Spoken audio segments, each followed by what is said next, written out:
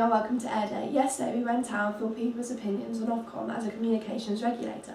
Today we have brought together a news report delivering the information of what Ofcom is and what people's opinions are of Ofcom as a regulator. The Office of Communication, also known as Ofcom, is the government-approved regulatory and competition authority of the broadcasting, telecommunications and postal industries of the United Kingdom. Ofcom has a statutory duty to represent the interests of citizens and consumers by promoting competition and protecting the public from what might be considered harmful and offensive material. One incident that Ofcom dealt with was on the 18th of October in 2008. Russell Brand and Jonathan Ross had left a series of messages on the answer phone of Andrew Sachs. The messages contained confidential and intimate information about Andrew's granddaughter. This was done without either of their consents. It had been that the BBC had breached part of the code, resulting in Ofcom having to take action. Here we have an interview with Warren Nolan about his opinion on how Ofcom dealt with the Russell Brand and Jonathan Ross scandal. Jonathan Ross scandal.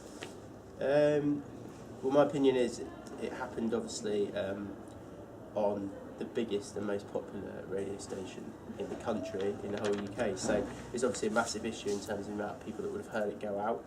And actually, what's interesting is when it went out, it was a pre-record, so it wasn't live. So the show is recorded and it's put out on a Saturday night, but it's actually recorded possibly during the day on a Saturday or a couple of days before during the week.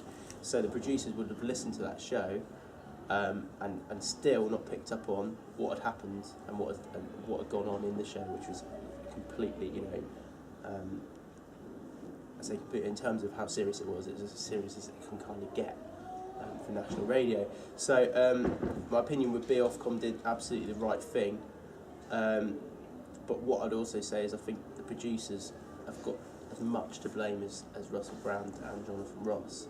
But obviously, they kind of knew what they'd done, realised it, and then sort of stepped away from the situation before embarrassing the BBC further. So I think Ofcom dealt with it well. I think the BBC did. I think those two that were involved in it did. And hopefully, you won't ever get a repeat of the same situation again.